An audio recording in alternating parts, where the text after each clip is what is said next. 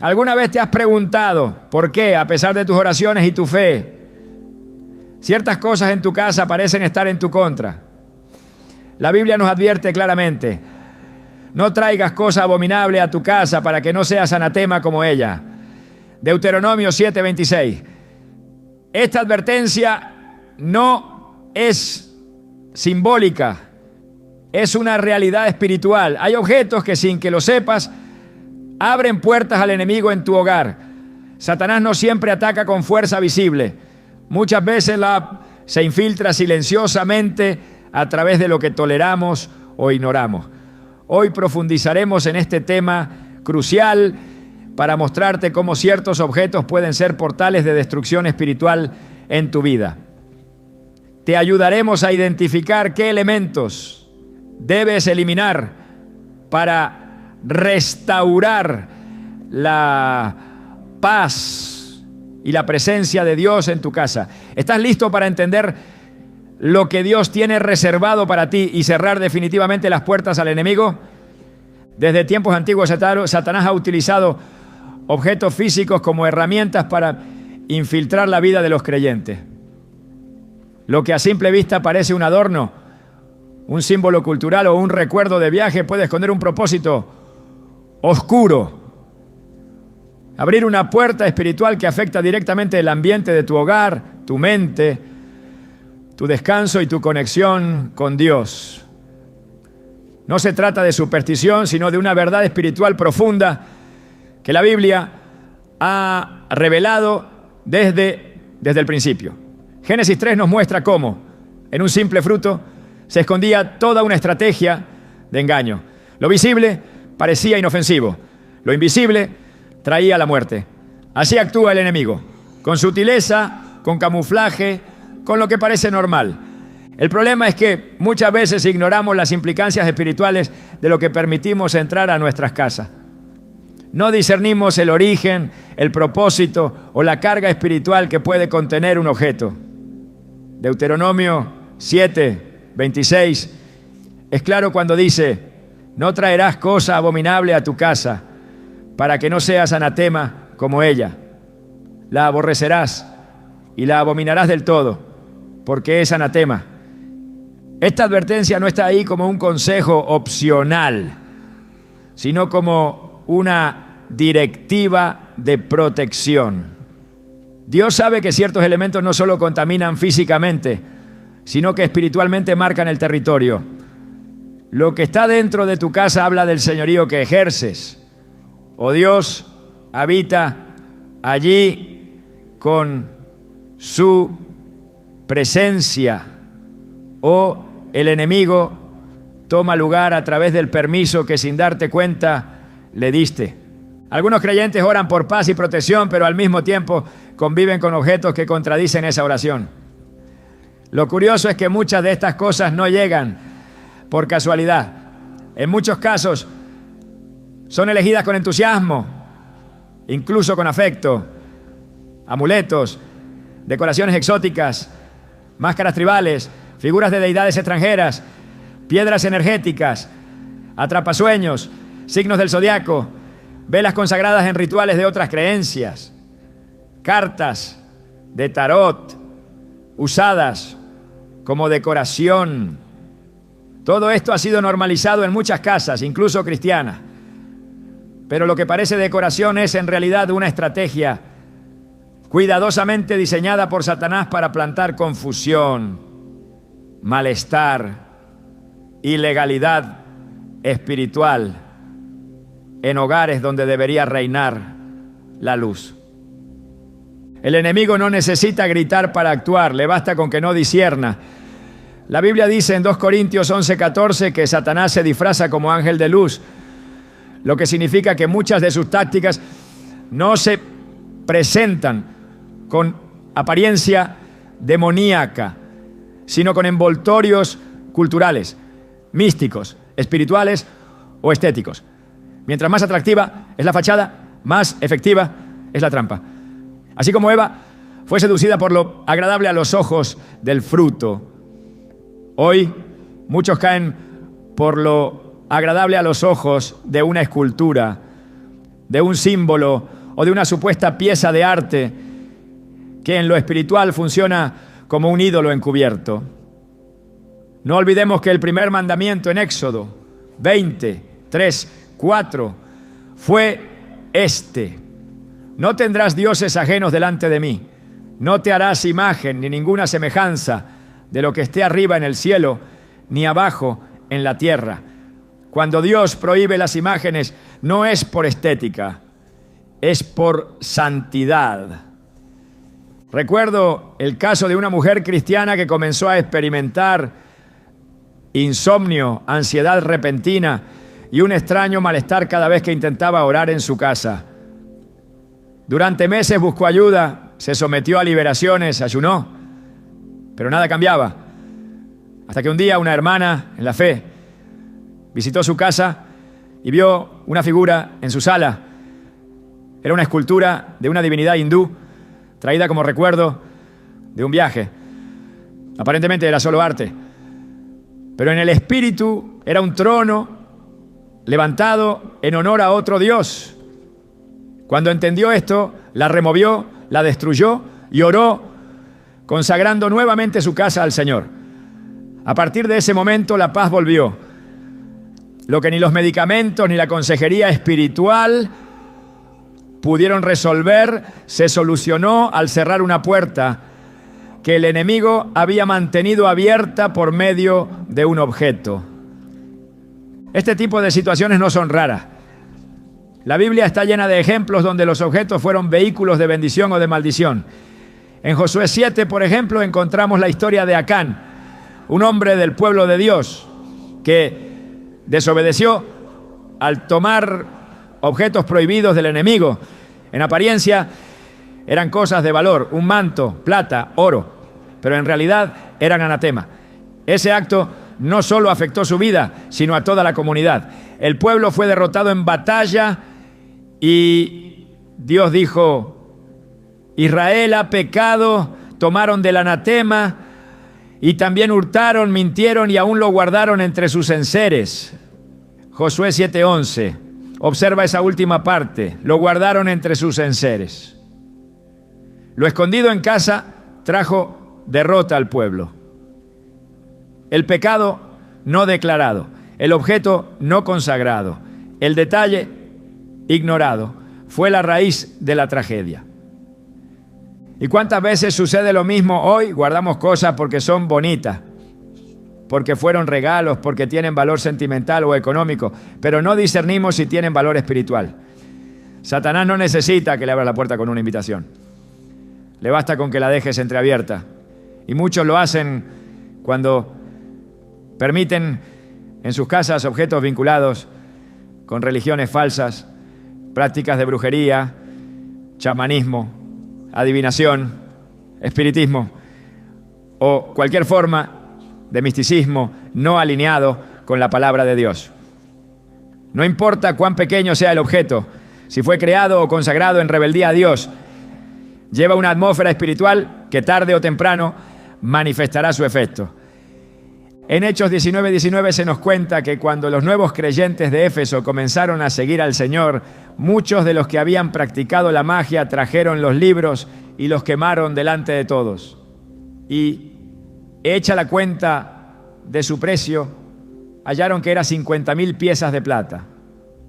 No los vendieron, no los guardaron, los quemaron, porque entendieron que su valor económico no se comparaba al daño espiritual que podían causar. Hoy, tristemente, hay creyentes que tienen libros de hechicería, novelas esotéricas, juegos de invocación espiritual y hasta amuletos cristianizados, como crucifijos mal usados o medallas de santos a los que rezan creyendo que eso no afecta su vida espiritual, pero afecta profundamente. La palabra de Dios no deja margen a la ambigüedad. En Isaías 2:18 a 20 se dice que los ídolos desaparecerán por completo. Los hombres se meterán en las cavernas para esconderse del terror del Señor. En aquel día arrojarán a los topos y a los murciélagos, sus ídolos de plata y de oro que se hicieron para que los adoraran. Esta imagen profética nos muestra que al final todo lo que no es de Dios será desechado. Pero, ¿por qué esperar hasta ese día? ¿Por qué no comenzar hoy limpiando nuestras casas de todo lo que impide que el Espíritu Santo repose con libertad? Muchos oran por unción, por revelación, por paz familiar, pero no pueden recibir nada porque su altar está dividido. La unción no puede habitar donde hay objetos que glorifican a otros dioses. El Espíritu Santo no comparte habitación con lo profano. El Señor es celoso y su presencia se manifiesta solo donde hay honra y santidad. Si deseas que tu casa sea un refugio de luz, de dirección y de descanso espiritual, tienes que evaluar qué cosas están hablando espiritualmente en tus habitaciones. No se trata solo de lo que ves, sino de lo que se mueve en lo invisible. Efesios 6:12 nos recuerda que no tenemos lucha contra sangre y carne, sino contra principados, potestades, contra los gobernadores de las tinieblas. Y muchos de esos principados encuentran entrada cuando permitimos que lo profano se instale bajo nuestro techo. Hay testimonios de hogares donde niños no podían dormir, se escuchaban ruidos extraños o se vivían constantes discusiones sin razón. Al buscar dirección espiritual, descubrieron que todo comenzó tras la compra o el regalo de un objeto, una máscara africana traída como recuerdo, un cuadro que representaba entidades espirituales, un libro heredado de prácticas esotéricas. Una vez que fueron eliminados y consagrado nuevamente el hogar, el ambiente cambió. No es misticismo, es guerra espiritual. La Biblia lo enseña, la experiencia lo confirma y la obediencia lo activa. El propósito de Dios para tu casa es que sea un lugar de comunión con Él, un altar de adoración continua, un santuario familiar. Pero si el enemigo ha logrado instalar un objeto con propósito de maldición, ese diseño divino se ve afectado. Por eso este es un tiempo de revisión, no con miedo, sino con convicción, no con superstición, sino con discernimiento. Dios te llama a examinar, a limpiar, a romper y a restaurar. Lo que toleras en tu casa determinará lo que experimentas en ella. No puedes pedir la gloria de Dios en un espacio donde se honra al enemigo, aunque sea de forma no intencional. El reino de los cielos no convive con las tinieblas, las expulsa. Hoy más que nunca el Señor está levantando familias con discernimiento, hogares que limpian, que oran, que consagran, lugares donde cada rincón proclama: aquí reina Cristo. Y para que eso ocurra hay que comenzar por lo visible, porque lo que se ve muchas veces sostiene lo que no se ve. Y si hay algo que sostiene la presencia del enemigo, ese objeto debe ser eliminado con autoridad, con oración y con decisión. No importa si costó caro, si fue un regalo de alguien querido, o si estéticamente luce bien. Si no glorifica a Dios, no pertenece en tu casa. Dios está buscando altares puros y tu hogar puede ser uno de ellos. Pero primero tienes que identificar si hay objetos que el enemigo ha colocado sutilmente para robarte la paz, la unidad y la bendición. Si lo haces, estarás dando un paso hacia una nueva dimensión de libertad. Porque donde hay limpieza espiritual, hay manifestación de su gloria. ¿Estás listo para revisar tu casa con ojos espirituales? Porque lo que descubras puede ser el principio de una nueva temporada en tu vida. Una temporada donde el enemigo pierde terreno y la luz de Cristo vuelve a brillar en cada habitación. Hay elementos que no fueron diseñados para ser simplemente vistos, sino para transmitir una influencia, para sembrar una idea, para abrir un canal. En la superficie parecen arte, cultura, expresión visual, pero en el fondo operan como una plataforma espiritual que, si no es discernida, puede convertirse en una puerta abierta a la confusión, la oscuridad y la rebelión contra Dios. Muchos hogares están adornados con cuadros, esculturas, pósters, o imágenes que no glorifican al Señor, sino que promueven el pecado, la violencia, la inmoralidad o incluso lo satánico. Y lo más peligroso no es su apariencia, sino el mensaje espiritual que sostienen y la atmósfera que liberan. La Escritura es clara al enseñarnos que lo visual tiene poder. El pecado original comenzó con una imagen. Y vio la mujer que el árbol era bueno para comer y que era agradable a los ojos. Génesis 3, 6. Lo primero que usó el enemigo fue una impresión visual, porque sabía que lo que entra por los ojos puede anidar en el alma y desde ahí gobernar los pensamientos y las decisiones. No se trataba solo de un fruto, sino de una percepción plantada con astucia. Lo mismo ocurre con las imágenes que colocamos en nuestras paredes, las portadas que permitimos en nuestros estantes, los íconos que convertimos en parte de la decoración cotidiana. Detrás de lo que se ve hay una intención espiritual. El enemigo ha perfeccionado el uso de lo visual para introducir sus mensajes con aparente inocencia.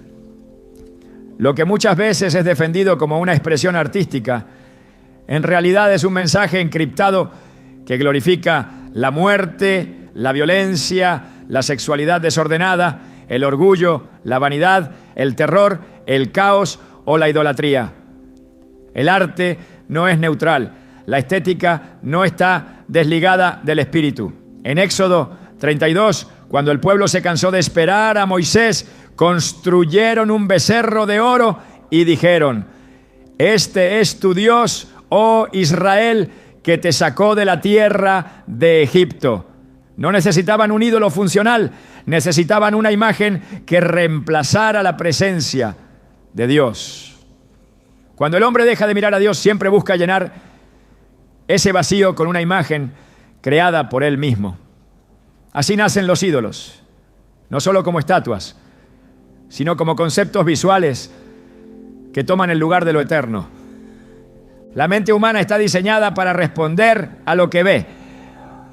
Por eso Jesús enseñó con parábolas llenas de imágenes. Por eso el Apocalipsis está repleto de visiones. Por eso los profetas describían en detalle lo que veían en lo espiritual. Y por eso también el enemigo ha saturado el mundo con imágenes que distorsionan la verdad. En Proverbios 4, 25 a 27 leemos: tus ojos miren lo recto y diríjanse tus párpados hacia lo que tienes delante. Examina la senda de tus pies y todos tus caminos sean rectos. No te desvíes a la derecha ni a la izquierda. Aparta tu pie del mal. Esta instrucción comienza con la vista, porque lo que contemplamos determina hacia dónde caminamos. Si un hogar está lleno de imágenes distorsionadas, su atmósfera espiritual comenzará también a desviarse. No todas las imágenes son directamente demoníacas. Algunas son sutiles, un rostro que expresa altivez, una pintura abstracta con símbolos de rebelión, una escultura que representa sensualidad, un afiche de una película cargada de oscuridad, un diseño con simbología pagana o anticristiana. Todo esto opera como puntos de contacto. Puede que el observador no entienda su significado, pero el mundo espiritual sí lo reconoce. En el plano visible es decoración. En el invisible es legalidad. Lo que exalta el pecado establece un trono que no pertenece a Dios. Y donde hay tronos ajenos, el Espíritu del Señor no habita con libertad. En Romanos 1:23, Pablo denuncia a los que cambiaron la gloria del Dios incorruptible en semejanza de imagen de hombre corruptible, de aves, de cuadrúpedos y de reptiles. Esta sustitución no era inocente, era una transacción espiritual. Donde antes había gloria, ahora había corrupción, y la causa fue la imagen. Este patrón se repite una y otra vez a lo largo de la historia bíblica. Cada vez que el pueblo se apartó de Dios, lo hizo siguiendo una imagen. Cada vez que fue restaurado, comenzó destruyendo imágenes. Cuando Ezequías trajo reforma a Judá, Lo primero que hizo fue quitar los lugares altos, quebrar las imágenes, cortar los símbolos de acera. 2 Reyes 18:4. La limpieza espiritual siempre empieza con lo visible. Las imágenes que exaltan el pecado se infiltran en los hogares como algo aceptable. Muchas veces se disfrazan de arte moderno, de tendencias decorativas, de coleccionismo o de homenaje cultural. Pero no hay excusa que valide lo que Dios llama abominación. El Salmo 101:3 dice con firmeza: no pondré delante de mis ojos cosa injusta. Este versículo no se refiere solamente a evitar mirar cosas malas por accidente, sino a no colocarlas, a no instalar lo injusto como parte de nuestro entorno habitual. El salmista entendía que los ojos no solo captan, también sellan. Lo que repetidamente se observa se convierte en costumbre, y lo que se tolera en lo visual se termina justificando en lo moral. Uno de los símbolos más usados para glorificar lo demoníaco es el que representa calaveras, sangre, oscuridad, animales con connotaciones ocultistas, gestos con significados místicos, figuras asociadas a rituales, íconos que han sido usados históricamente por cultos satánicos o ideologías anticristianas. A veces se presentan en forma de ropa, pósters o elementos de diseño, pero su efecto no cambia. En cada uno de ellos hay una atmósfera espiritual. No porque el objeto tenga poder en sí mismo, sino porque se ha convertido en canal de influencia. En 1 Corintios 10, 19 a 20, el apóstol Pablo dice: ¿qué digo pues? ¿Que el ídolo es algo? ¿O que sea algo lo que se sacrifica a los ídolos? Antes digo que lo que los gentiles sacrifican, a los demonios lo sacrifican, y no a Dios. Y no quiero que vosotros os hagáis partícipes con los demonios. No se trataba de objetos mágicos, sino de participación espiritual. Lo que se acepta como símbolo tiene un efecto invisible, pero real. En muchos hogares, las imágenes que representan personajes ficticios con poderes sobrenaturales, pues figuras sexualizadas o seres oscuros, están expuestas sin reflexión. Se piensa que no tienen consecuencia porque no son reales. Pero lo que representan es real. La idea detrás de ellos está viva. El pecado que encarnan es activo. El mensaje que transmiten es directo. Exaltar lo que Dios detesta. No es inocente tener imágenes de violencia, de desnudez, de burla, de idolatría o de blasfemia. La palabra enseña que el que siembra para su carne, de la carne segará corrupción. Gálatas 6:8. Cada imagen que alimenta la carne está sembrando un fruto que tarde o temprano será cosechado. Una imagen puede instalar pensamiento, puede alterar el estado emocional de quien la observa constantemente, puede invitar a una forma de pensamiento o de vida, puede predisponer a la mente al rechazo de lo sagrado y a la tolerancia del pecado, puede crear una atmósfera de pesadez espiritual, puede callar la voz de la conciencia, puede normalizar el mal. Por eso, lo que parece una elección estética, en realidad es una decisión espiritual. Lo que decides mirar y lo que permites que tus hijos miren determinará qué influencia gobierna tu casa. Cuando en Apocalipsis se describe la bestia, se hace con imágenes poderosas. No porque el texto quiera impresionar visualmente, sino porque lo visual comunica realidades espirituales. Lo mismo ocurre en nuestros hogares. Cada imagen comunica algo. Y si no comunica el carácter de Dios, entonces se está anunciando una alternativa que no viene del cielo. No es suficiente que algo no sea satánico explícitamente. Si no glorifica a Dios, no puede ser parte del altar. Y el altar no es solo la mesa de oración, sino cada pared, cada rincón, cada elemento del hogar. En Colosenses 3:12 nos exhorta: Poned la mira en las cosas de arriba, no en las de la tierra. Esta no es solo una exhortación de enfoque espiritual, sino una instrucción concreta. Que tu mirada no esté condicionada por lo corruptible, por lo impuro, por lo que representa valores contrarios al reino. Esta es una generación visual y el enemigo lo sabe. Por eso ha convertido lo visual en su principal herramienta de conquista. Pero el Espíritu Santo está levantando ojos que ven con discernimiento, miradas que ya no son pasivas, sino proféticas.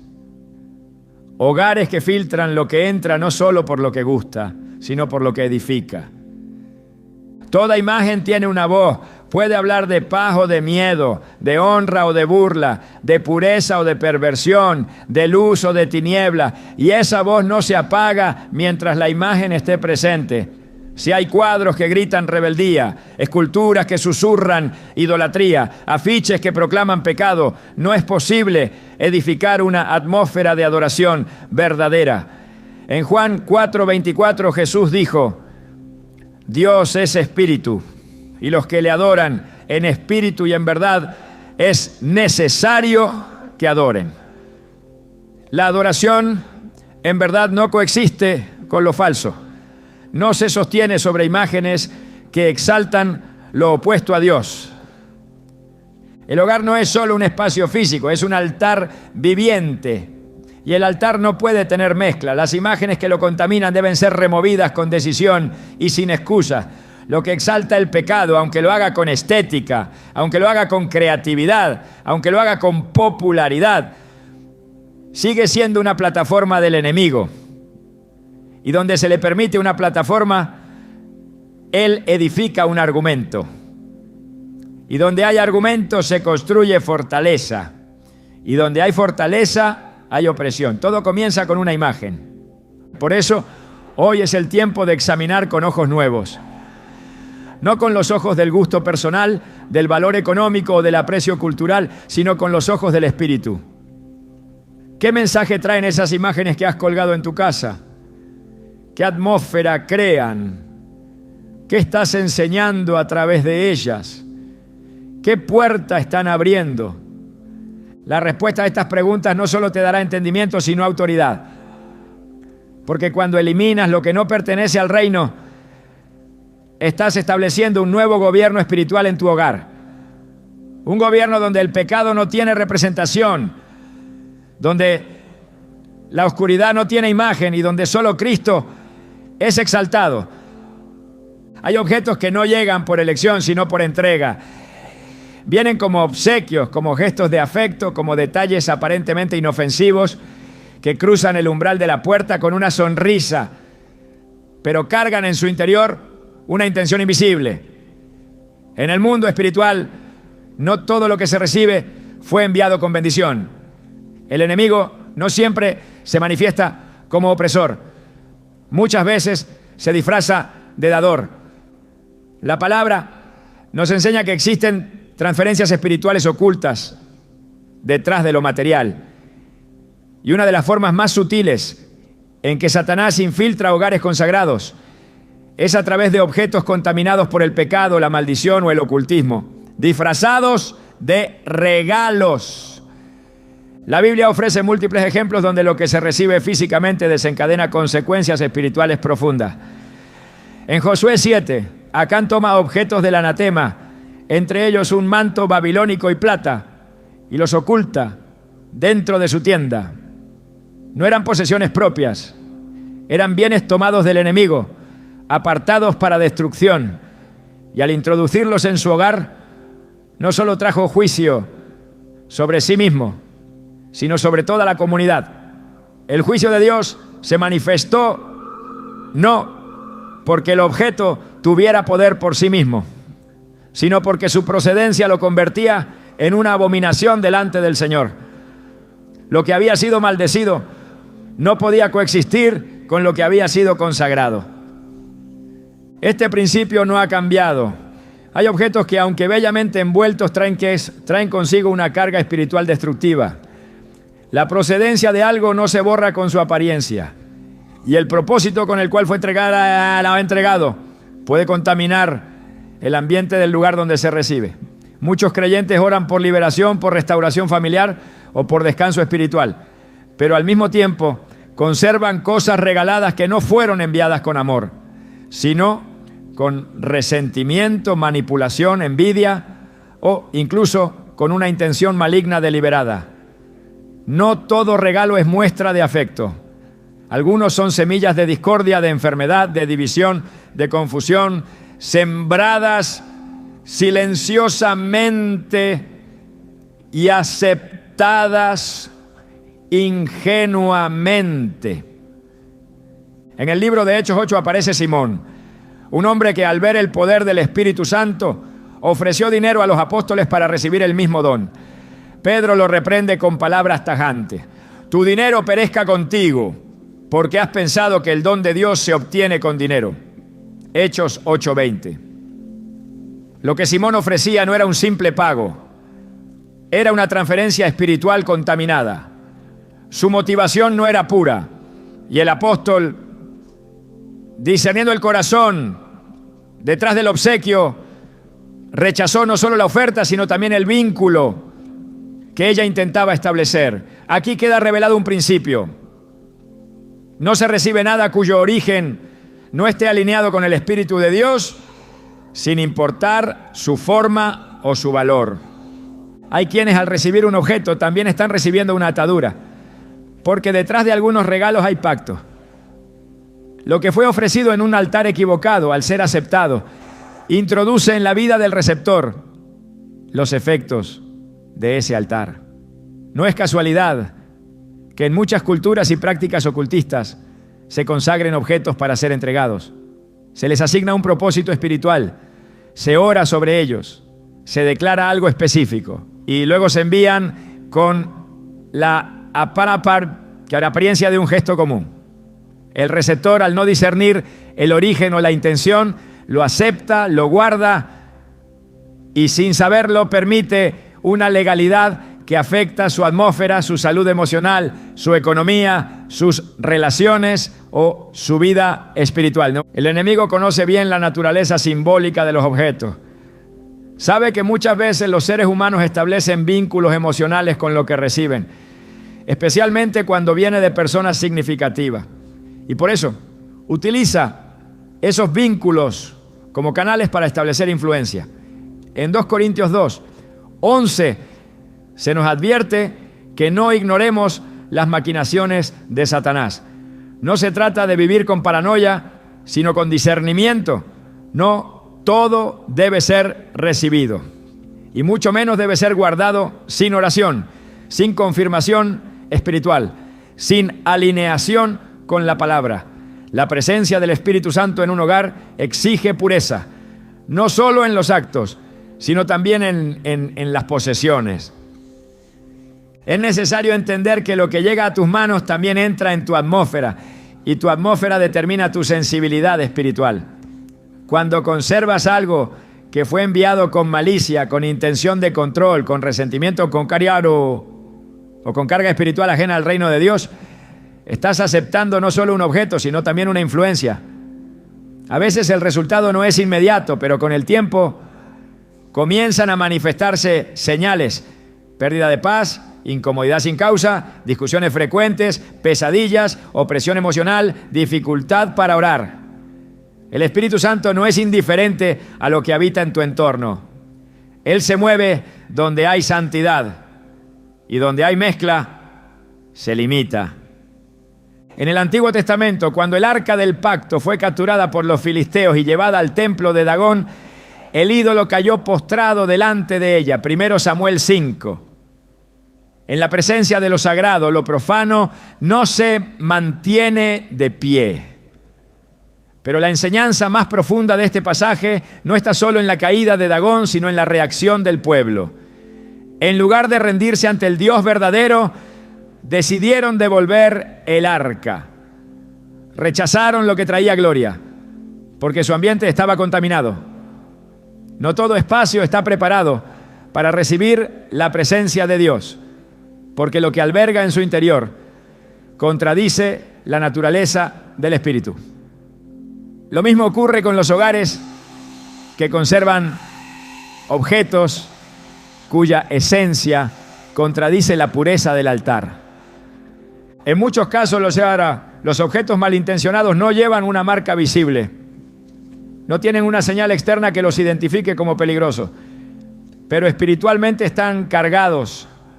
La forma de identificar su influencia no es por lo que aparentan, sino por lo que producen. Si después de recibir algo comenzó una serie de eventos negativos, si al orar sientes resistencia, si al entrar en cierto espacio del hogar se percibe opresión o desasosiego, es tiempo de revisar no solo tus acciones, sino también tus posesiones.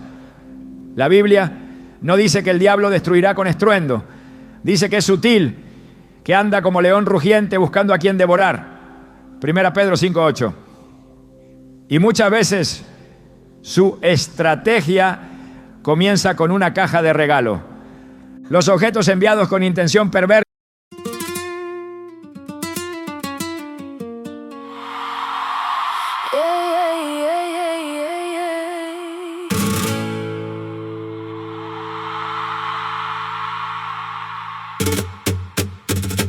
walked in slow like you knew my name. Red on your lips and a dare in your stare. Your heel hit hard on the wooden floor. One look from you and I want more. Hey, don't play shy, come a little closer. Hands in the air, feel the room get warmer. One step, two step, you already know. Say my name once, then we go. Baila conmigo, baila conmigo. Stay in my orbit, don't let me go. Baila conmigo, baila conmigo. One shot, one night, then we move slow. I got that grit in the pocket of plans. You got that fire in your... I almost said it on the way back home, but the words got stuck in my throat. You looked at me like nothing was wrong, so I let it go. We laughed about some random thing, like we weren't slowly fading out. Funny how we both can feel it, but never talk it out. It's always easier pretending than watching something end. We keep the peace in silence, like it's a better friend. I almost said it, but I didn't. Now it's hanging in the air. We act like nothing's different, but it's everywhere. I almost said it.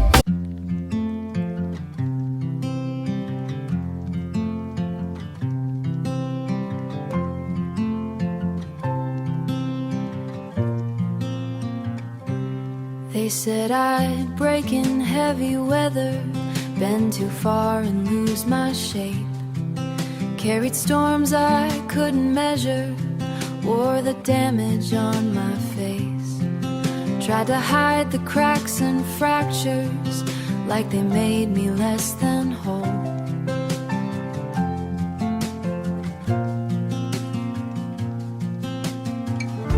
But every line just traced the map of everywhere I've grown. I was waiting for a rest.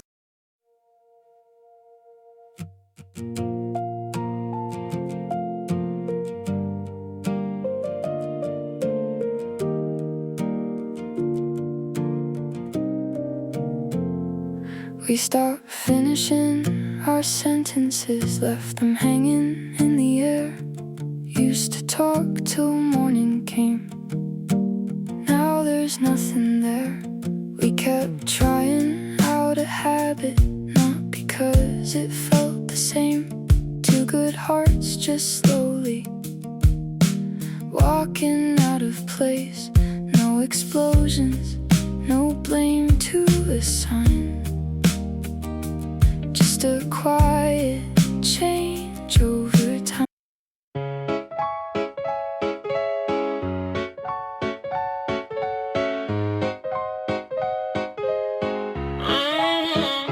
I wake up tired before the day starts. Coffee cold, same loop, restart. Everybody moving like they got a map. I'm just trying not to collapse. Notifications feel like pressure, even silence got weight now. Smiling just to look better while I'm falling through the crowd. They say you're doing fine, but they don't see what it costs. If this is what it takes to win, I think I'm already lost. I got a burnout halo, glowing under broken sleep.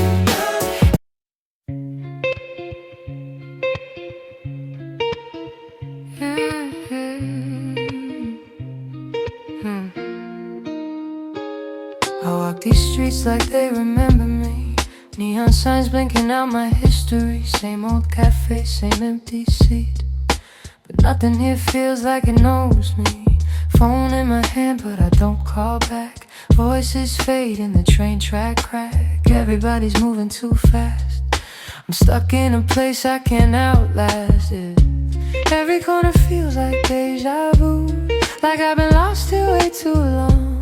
Even the silence hums your tune, but I can't tell what went wrong. This city knows my name too well, but never asked.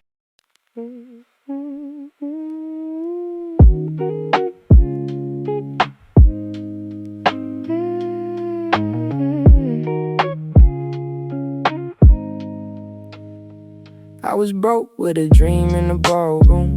Now I'm paid, but I barely got space to move. Numbers climbing like they got a life of their own. Funny how it feels quieter when you're known. Used to pray for a check just to pay my dues. Now I'm checking my soul, got less to lose. Every dollar got a story I can't erase. Every win got a shadow I gotta face. I bought time, but I sold my nights. Chased the glow, now I miss the life. What's the worth if I lose my name in the balance sheet again? What's the cost? You want a house with quiet mornings. I want airports and open skies. We talk like we're still alive, but I see it drifting in your eyes. Same love, different direction. Same truth, different design. We hold on out of connection, but we're not on the same line. Nobody's wrong, nobody's lying. Just two hearts not syncing right. We'll have to cover the timing of saying goodbye tonight. We're going in different directions. Your sunrise hits while I'm still awake. Different clocks, same eight guide. Trace your name on a fogged up screen, like it might close the space between. Late night calls with a fragile line. Your laugh arrives just out of time. We talk like we're in the same room still. Even silence feels too real. Every mile says not enough, but my heart don't count like that. Love flies farther than the miles, through the dark, across the time. Every second draws the line. Back to you, back to you. Even worlds we can't align. I post a pic like I'm alright. Perfect light, perfect fake smile, but my room still feels too quiet. When the screen goes black at night, people say I look so fine, like they know what's on my mind. Double tap, don't read between lines. It's just noise to pass the time. I laugh in stories, not in real life. Feels easier to pretend. If I disappear for a while, would anybody even notice then? I got an offline smile that nobody sees but me. Online I look so alive, but that's not who I really be. I'm scrolling. You still ask me how I slept last night. Still leave tea by the counter light, but something in your voice feels far, even when you're standing right by. We talk about the weather first, like we forgot how hearts converse. Every word is soft and careful, like we're scared to make it worse. No fight, no storm, no breaking glass, just silence growing thick so fast. Two people learning how to stay while slowly drifting away. We're quietly falling apart. No thunder, no visible scars, just love turning into habit. And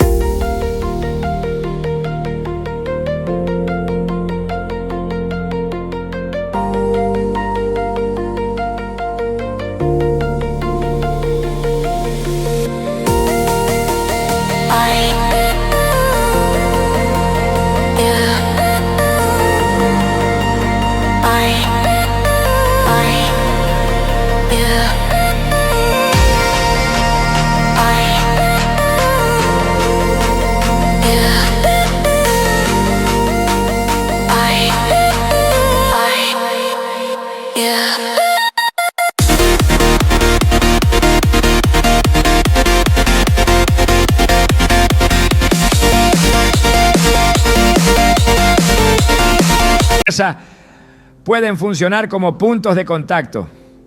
En el ámbito espiritual, todo lo que establece una conexión entre un altar y una persona, entre un pacto y una vida, se convierte en canal de influencia. Por eso, en Deuteronomio 13:17, se ordena que nada del anatema quede en tu mano.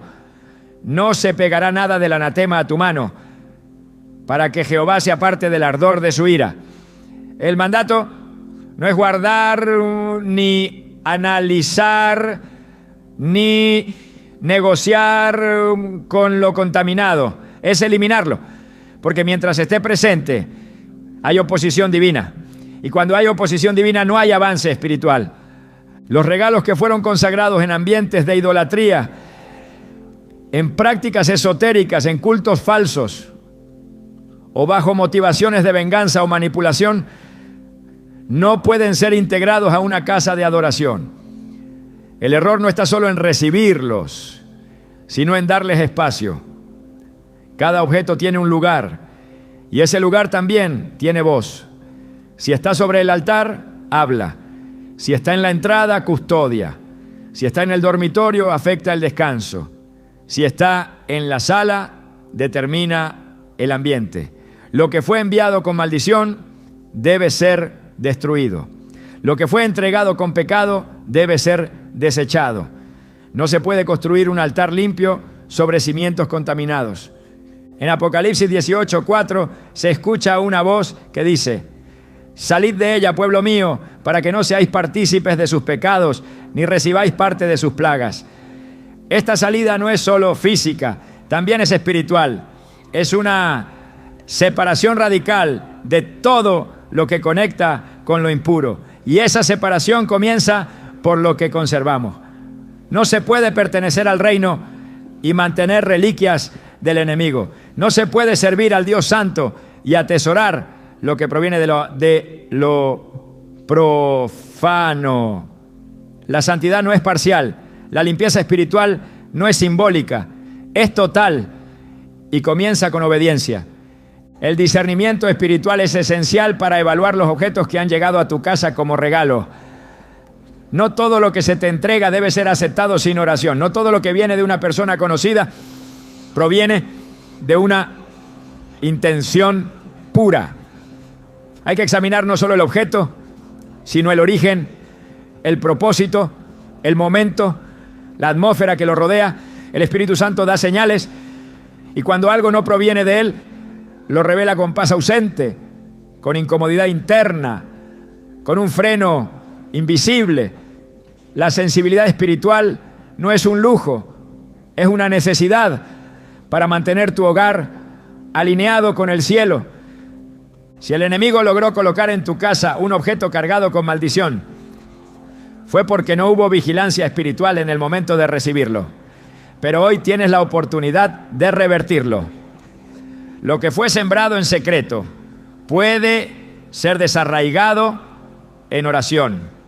Lo que fue entregado con malicia puede ser destruido con autoridad. Y lo que se mantuvo oculto puede ser expuesto por la luz de la palabra. No se trata solo de limpiar el espacio físico, sino de romper el vínculo espiritual.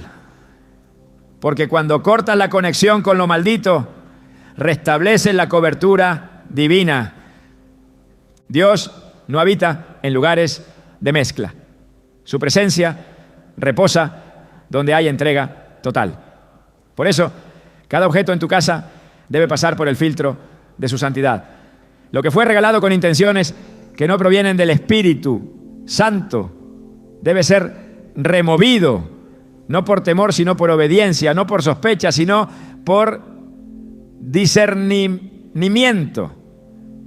Porque cuando eliminas lo que el enemigo usó para infiltrarse, estás declarando que tu casa le pertenece a Dios.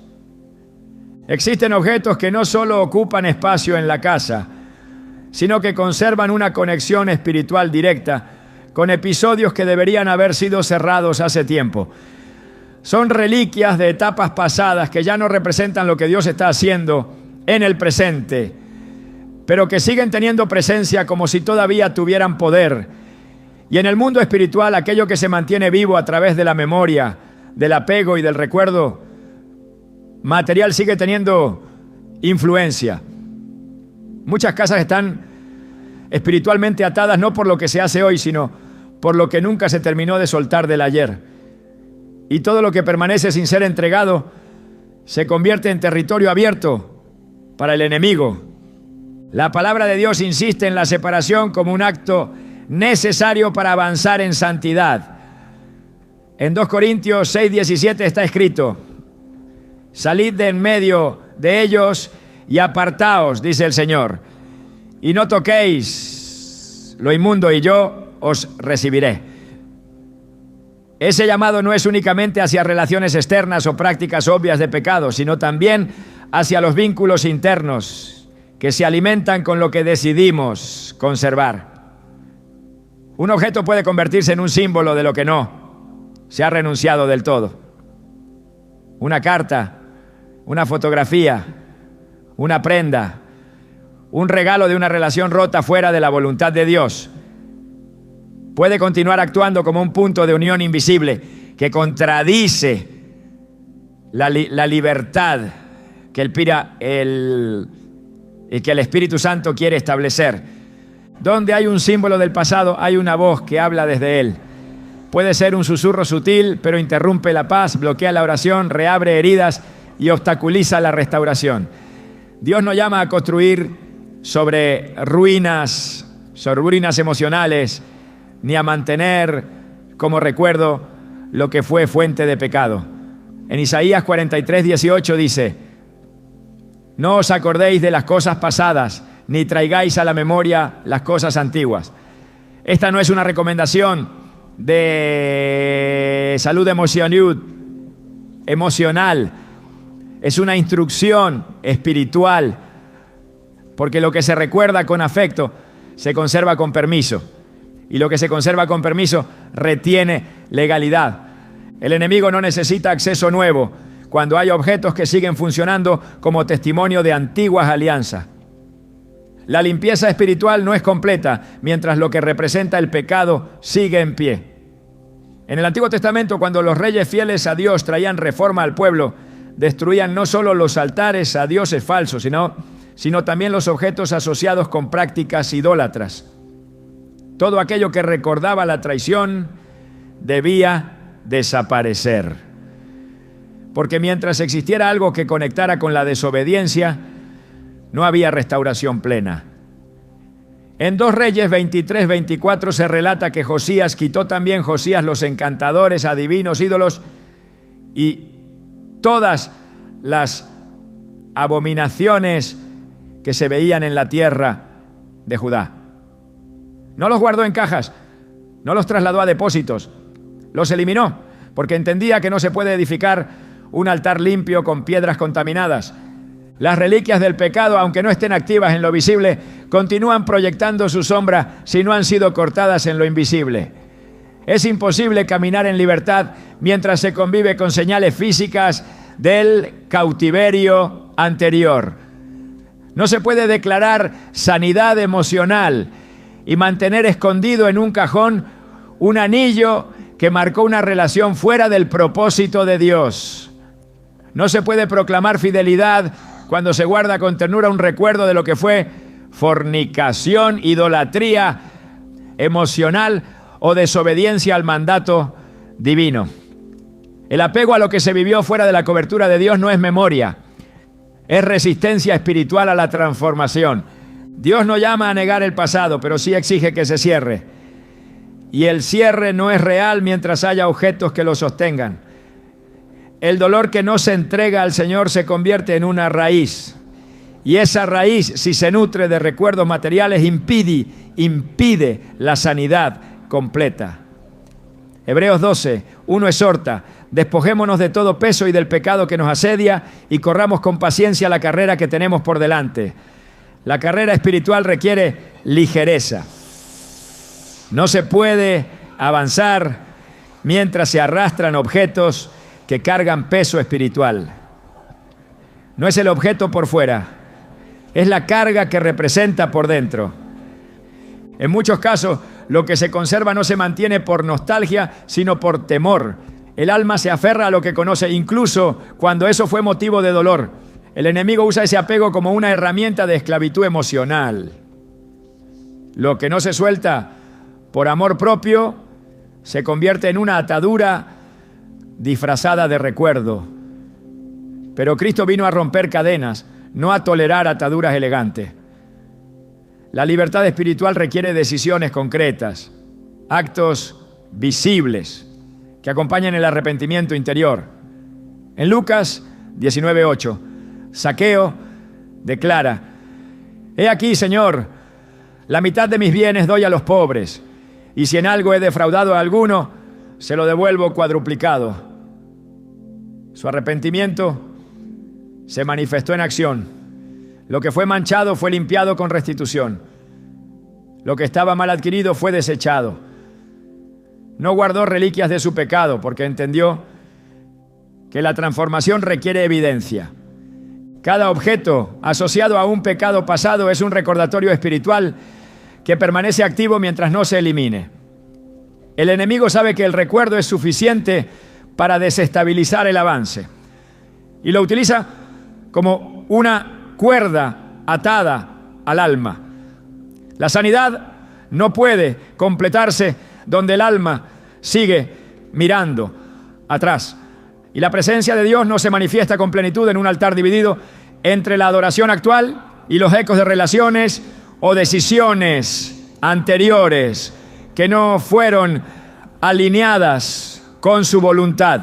La única forma de avanzar sin estorbos es cerrar todo vínculo que quedó abierto, y muchas veces ese cierre comienza con el acto físico de eliminar lo que representa esa etapa.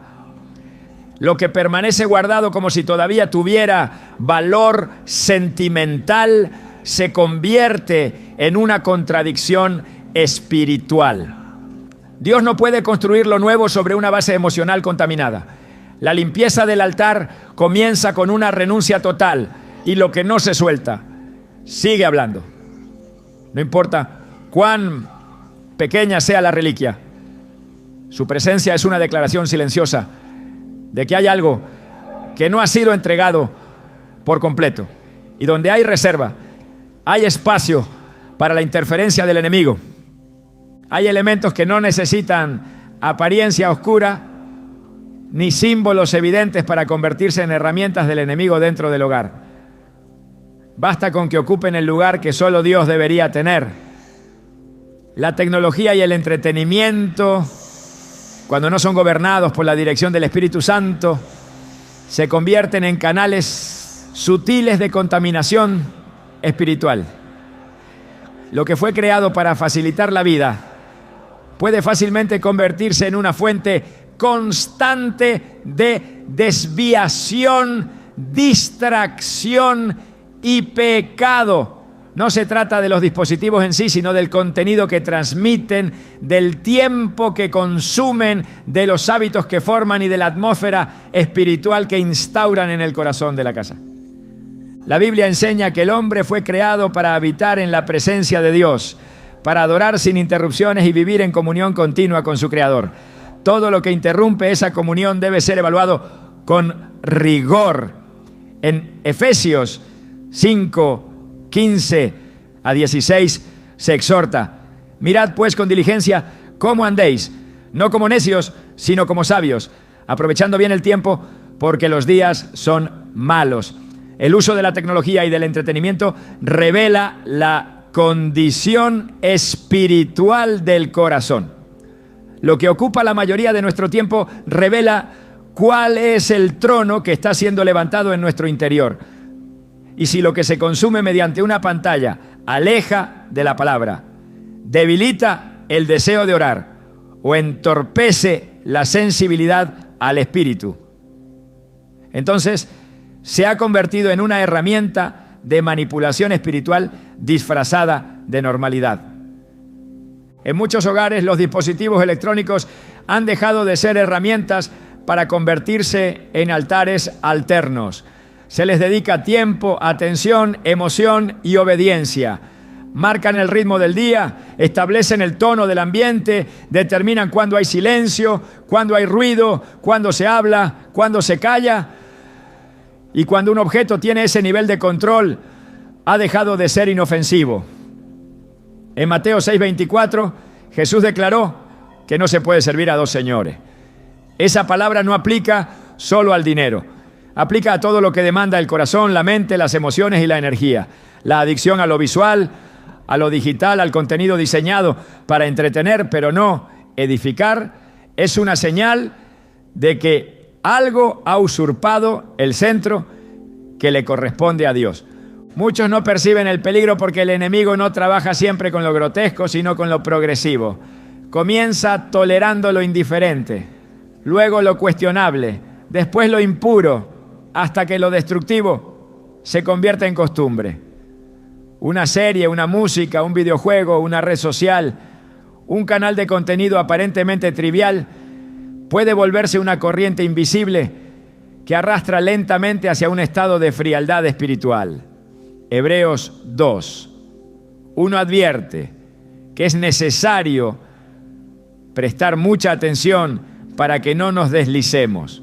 El desliz no es una caída repentina, es un desplazamiento silencioso provocado por el descuido. Y muchos hogares están siendo arrastrados espiritualmente porque lo que se transmite constantemente por medio de las pantallas moldea el pensamiento, define el lenguaje, contamina la pureza e introduce filosofías contrarias a la verdad del Evangelio. No se trata de demonizar la tecnología, sino de restaurar el altar. En el momento en que un dispositivo comienza a reemplazar la intimidad con Dios, a formar pensamientos que contradicen la Escritura, a generar adicción emocional, ya no es una herramienta, es una brecha. En Santiago 4:4 se afirma que cualquiera que quiera ser amigo del mundo se constituye enemigo de Dios.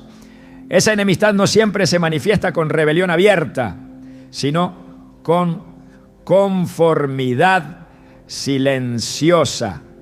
Cuando lo que se ve, se oye y se consume en casa contradice los principios del reino, pero se sigue permitiendo por comodidad. Se ha pactado con el mundo en lo privado, aunque se adore en lo público. El enemigo no necesita destruir de inmediato, le basta con anestesiar. Cuando la conciencia se adormece por la exposición constante a contenidos inmorales, violentos, irrespetuosos, blasfemos o banalizantes, el espíritu entra en una etapa de tolerancia que desactiva la vigilancia.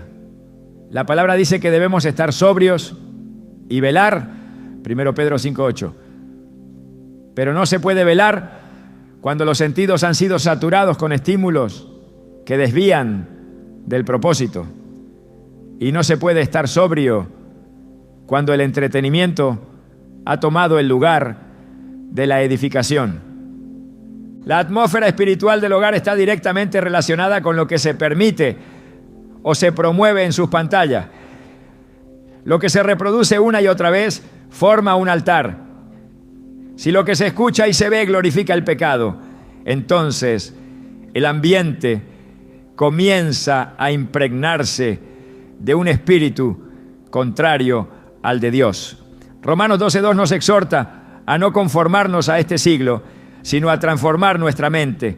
Pero la mente no se renueva mientras esté siendo moldeada por imágenes y palabras que exaltan la impureza. La mente que consume contenido impuro no puede producir pensamientos santos. Y la boca que se alimenta de voces seculares no puede fluir con lenguaje celestial. Muchos hijos están siendo formados más por las pantallas que por la palabra. Lo que ven, lo que escuchan, lo que repiten viene de fuentes que glorifican la rebelión, la sensualidad, la mentira, la violencia. Y si eso es lo que se reproduce continuamente en casa, entonces los cimientos espirituales están siendo minados lentamente. No es posible levantar una generación consagrada mientras se permiten en el hogar mensajes que exaltan el pecado. El Señor dijo claramente que de la abundancia del corazón habla la boca. Lucas 6:45. Pero lo que llena el corazón primero entró por los ojos y los oídos. Y cuando lo que entra es entretenimiento contaminado, lo que sale será confusión, indiferencia y desobediencia. Dios no se opone a que haya descanso, gozo o momentos de distracción sana. Pero cuando el entretenimiento se convierte en idolatría, cuando la tecnología ocupa el lugar de la comunión, cuando el contenido desplaza la adoración, se ha instalado un objeto enemigo en el centro del altar. Y solo hay una forma de restaurar ese altar: purificándolo, no con decisiones superficiales, sino con una entrega radical que coloque nuevamente a Cristo como Rey del hogar. No se trata de reglas, no, sino de rendición. Lo que no glorifica a Dios lo ofende, y lo que lo ofende no debe permanecer. No todo lo que lleva una apariencia religiosa proviene de Dios. Hay objetos que han sido revestidos con símbolos de fe, pero cuyo origen no tiene respaldo en las Escrituras ni dirección del Espíritu Santo. Se presentan como instrumentos de devoción, pero en realidad desvían la adoración del único que merece ser exaltado. En muchos hogares, la presencia de estatuas, medallas, reliquias, imágenes y artículos cargados de tradición religiosa humana se ha convertido en una forma de idolatría disimulada.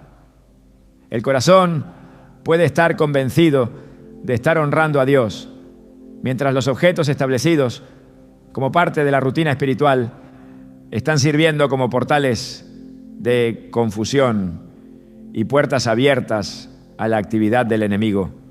La palabra es clara en cuanto a que la adoración debe ser en espíritu y en verdad. Jesús dijo: Dios es espíritu y los que le adoran en espíritu y en verdad es necesario que adoren.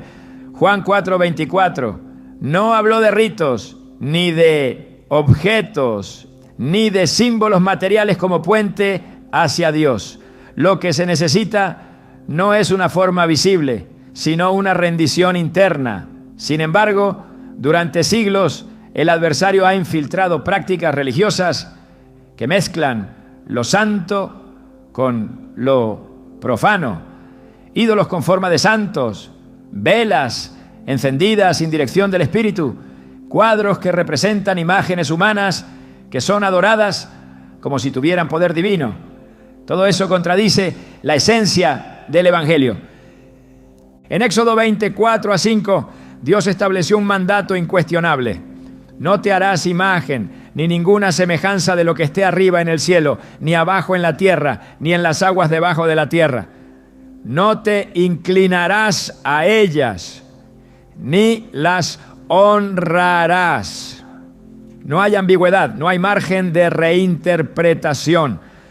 Toda forma de imagen que pretende representar a lo celestial con propósito de veneración es una infracción espiritual. Y cuando tales objetos son introducidos en el hogar bajo el argumento de tradición, cultura o costumbre familiar, lo que se está haciendo es establecer un altar que no honra a Dios, sino que da lugar a la manipulación del enemigo. Muchos de estos objetos están presentes no porque haya malicia, sino por ignorancia. Pero la ignorancia no neutraliza el efecto espiritual. En 2 Reyes 23, 24, 25 se relata cómo el rey Josías, al descubrir lo que decía el libro de la ley, destruyó todo objeto que había sido introducido con fines religiosos, pero que no provenía del mandato divino. Fue una reacción inmediata, radical y sin excusas. No preguntó cuánto valían los objetos. No buscó reinterpretarlos.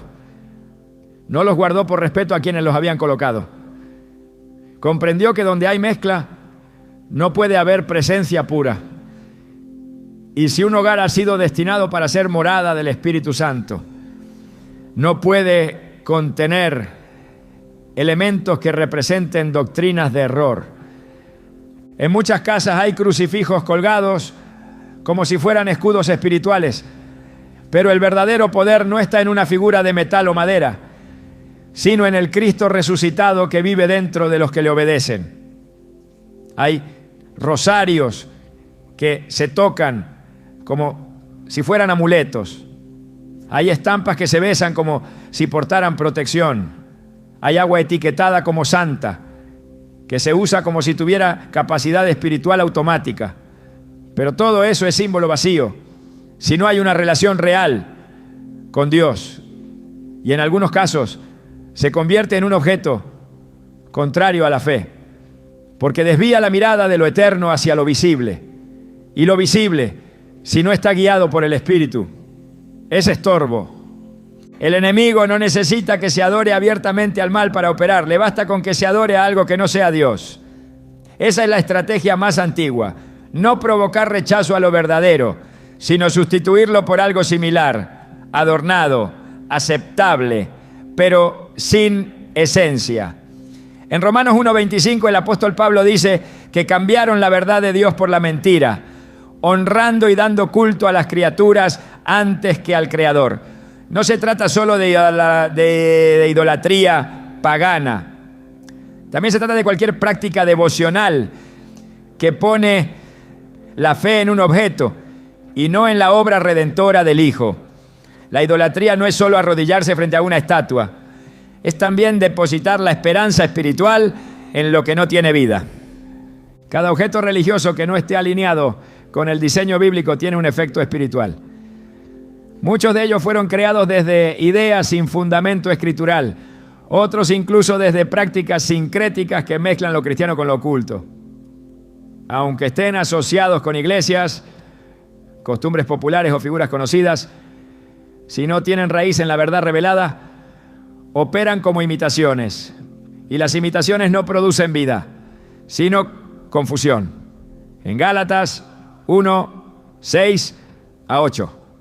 Pablo advierte con severidad sobre quienes predican un evangelio diferente, aun si parecen traer mensaje de luz. Esa advertencia también aplica a lo visual, porque cada objeto habla. Y si lo que transmite no proviene de la palabra, está abriendo un acceso a la distorsión. No es el objeto en sí lo que tiene poder, sino el lugar espiritual que se le otorga. Lo que se honra desde el corazón, lo que se toca con reverencia, lo que se conserva como símbolo de fe, se convierte en un altar invisible. Y si ese altar no está conectado con la verdad, entonces es una puerta sin cobertura.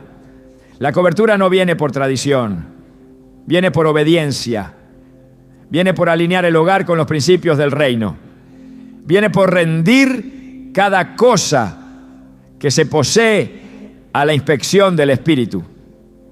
Y cuando algo no concuerda con la verdad, no se tolera, se elimina. Un hogar no puede estar dividido entre lo que representa a Cristo y lo que representa costumbres que Él nunca aprobó. No se puede mezclar la fe genuina con prácticas heredadas que se contradicen con la Escritura. El Señor es celoso de su gloria. No comparte su adoración con figuras, rituales o reliquias. En Isaías 42:8 dice: yo Jehová, este es mi nombre, y a otro no daré mi gloria, ni mi alabanza a escultura. Y si su gloria no será compartida, tampoco lo será su presencia. Donde hay mezcla, hay conflicto. Y donde hay conflicto espiritual, hay estancamiento, confusión y ausencia de revelación. La purificación del hogar incluye examinar los objetos que lo componen, no desde el sentimentalismo ni desde la tradición, sino desde la verdad revelada. Todo lo que represente una doctrina equivocada, una práctica idólatra o un símbolo vacío debe ser confrontado con la luz de la palabra. Y si no resiste esa luz, debe ser removido. Porque la casa que ha sido apartada para Dios no puede contener altares ajenos. Su presencia no se manifiesta en medio de figuras religiosas. Se manifiesta en la obediencia, en la verdad y en la santidad. Hay batallas que no se ganan fuera hasta que no se ordena lo que está dentro. No se trata solo de desechar objetos, sino de reclamar territorio. Cada habitación, cada rincón, cada espacio físico que Dios te ha confiado fue diseñado para ser tierra de promesa, no campo de batalla constante. La casa no es simplemente un refugio temporal, es una extensión del altar espiritual que levantas a diario. Y si el altar está dividido, si las puertas están entreabiertas, si las paredes han sido marcadas por presencias ajenas a su voluntad, entonces el enemigo no necesita derribar muros. Ya está adentro. Dios no llama a una limpieza por estética, llama a una restauración por propósito. Porque hay cosas que Él quiere depositar en tu hogar que no pueden coexistir con residuos de desobediencia. Su gloria no habita en ambientes que toleran lo que Él ya juzgó. Su fuego no desciende donde aún se conservan vestigios de lo que Él ordenó destruir. La obediencia no es una sugerencia, es la llave que activa su presencia en plenitud. Y esa obediencia debe comenzar donde la autoridad espiritual se ejerce primero, en la casa. Antes que conquistar ciudades, hay que gobernar correctamente el hogar.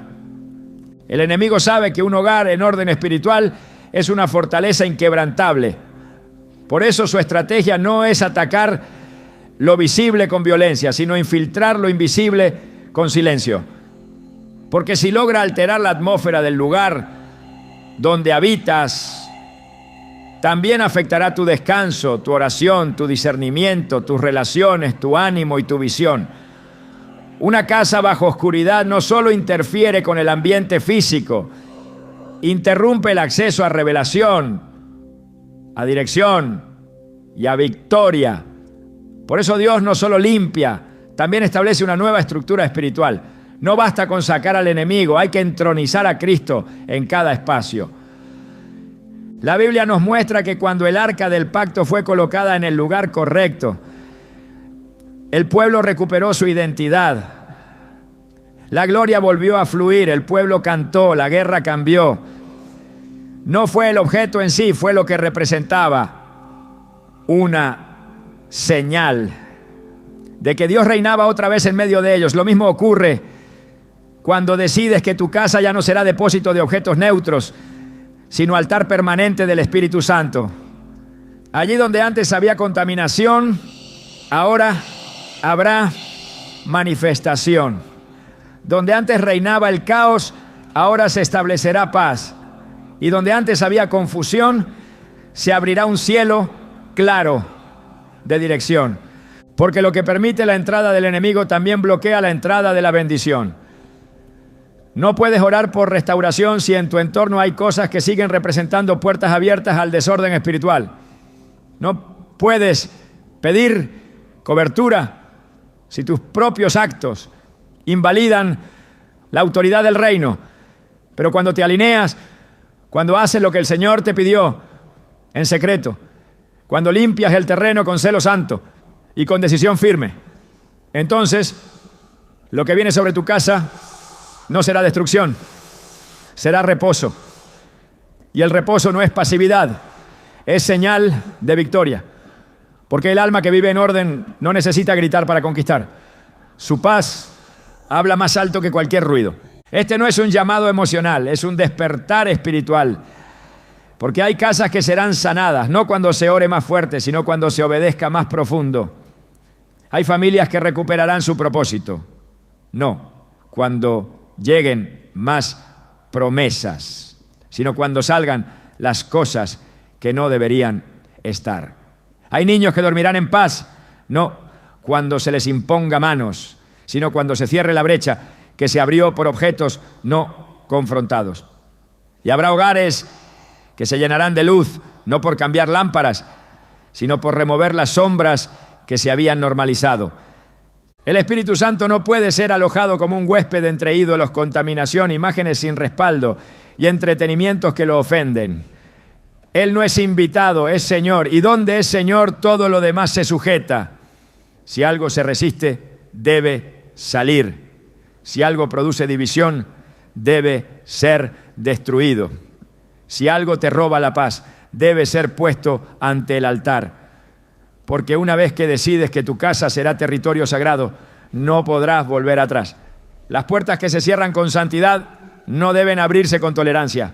Lo que hoy decides eliminar no volverá con fuerza si tú permaneces firme. La guerra espiritual más poderosa que puedes librar comienza en la atmósfera donde vives. No porque haya objetos malditos con poder autónomo, sino porque tu obediencia tiene poder legal.